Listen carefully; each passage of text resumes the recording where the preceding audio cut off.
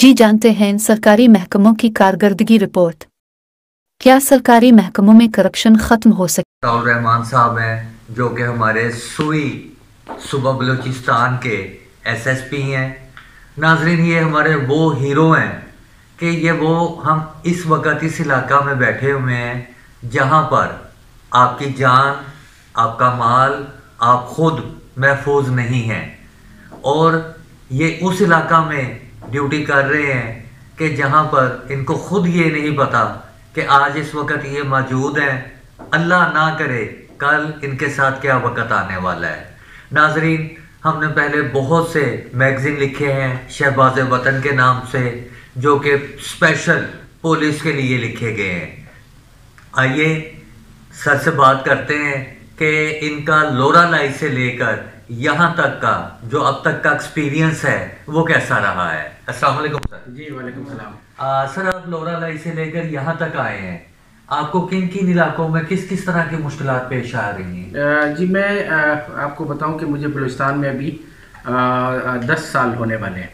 10 साल तो एक्सपीरियंस तो बलूचिस्तान का आपको पता है, जाहिर सी बात है, यहाँ पे मुख्तलिफ स्टेक होल्डर्स हैं, एंटी स्टेट स्टेक होल्डर्स हैं जो कोई डिस्टेबलाइज कर रहे हैं, जाहिर सी बात है, इस रीजन को।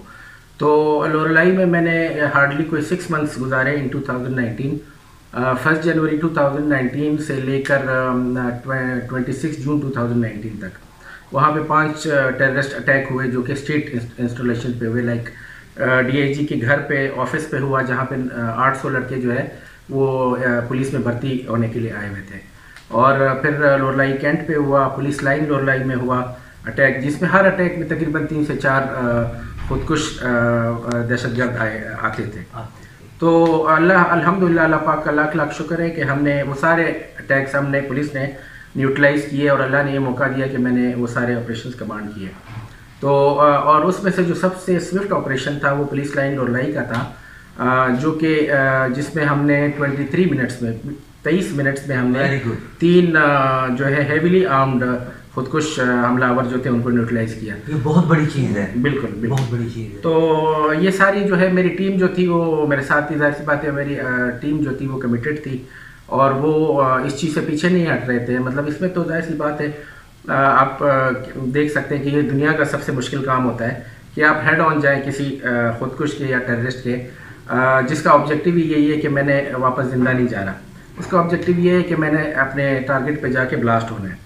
तो अल्हम्दुलिल्लाह हमने किसी भी अटैक में टेररिस्ट को अपने टारगेट पे ब्लास्ट होने नहीं दिया, बल्कि टारगेट से पहले उसको न्यूट्रलाइज कर दिया। तो अच्छा, उसके बाद फिर मैंने 2 साल का टेन्योर जो है बलूचिस्तान में वो सीटीडी में गुजारा है। काउंटर टेररिज्म डिपार्टमेंट में मैं रीजनल ऑफिसर था सिब्बी डिवीज़न का। तो उसमें फिर जो सिब्बी डिवीज़न के 5 डिस्ट्रिक्ट्स हैं, सिब्बी, डेरा बुगटी, हरनाई, कोलू और ज़ियारत।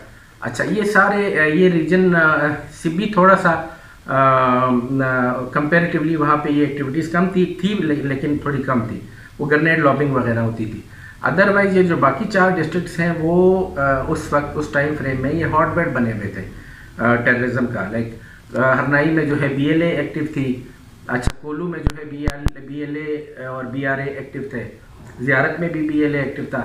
और आपको एक मतलब ये मैं ज़रूरी समझता हूँ कि बताऊँ कि लास्ट ईयर 2022 या 21 में कर्नल लईक साहब डीएचए कोयटा के वो ज़ियारत से अगवा हुए और फिर उन्होंने उन बेचारे को शहीद कर दिया। तो the moment he was kidnapped, मैं विदिन आवर्स 2 to 3 आवर्स मैं ज़ियारत में था और मैंने वो तमाम एपिसोड में मैं वहीं पे था। उसके अलावा जो है फिर सिब्बी में ग्रेनेड लॉबिंग होती थी, वो भी एक टेररिस्ट बैंड ऑर्गेनाइजेशन था, वो करती थी, वो हमने काफ़ी हद तक उसको मिटिगेट कर दिया। तो इसी तरह ये सारा हॉट बेड था टेररिज्म का। अच्छा, डेरा बुगटी में फिर ये यहाँ पे भी एक बैंड ऑर्गेनाइजेशन काम कर रही है और वो लोगों को नुकसान पहुँचा रही है। तो 2 साल सीटीडी में गुजारने के बाद फिर मैं अगेन डेरा बुगटी आ गया दूसरे टेन्योर पे। पहला टेन्योर मैंने 2020 में गुजारा था। वो टेन्योर कंपैरेटिवली ठीक था क्योंकि उस वक्त कोरोना जो था वो पीक पे था, तो हम वो लॉकडाउन पॉलिसीज जो है वो इम्प्लीमेंट कर रहे थे। वो कंपैरेटिवली इससे बहुत आसान थे, काउंटर टेररिज्म या काउंटर इंसर्जेंसी ऑपरेशन जब आप करते हैं।